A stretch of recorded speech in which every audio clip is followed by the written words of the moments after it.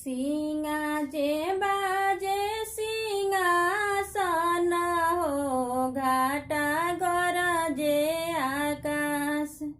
सिंगा जे बाजे सिंहासन हो घाटा गरजे आकाश।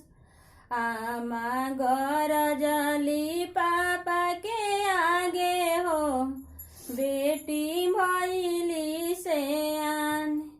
आमा गरजली पापा के आगे हो बेटी भैली से आन।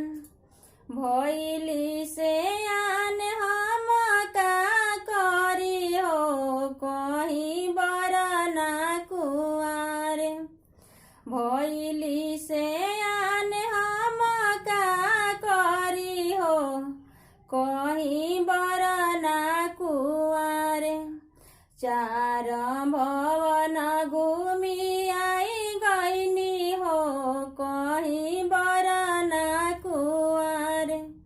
चार भवन घूमी आई गईनी हो कहीं बरना कुआर।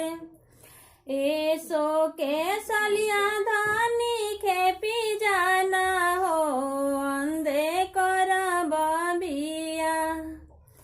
एसो के सलिया धानी खेपी जाना हो अंधे करब बिया। बेटी जे भैली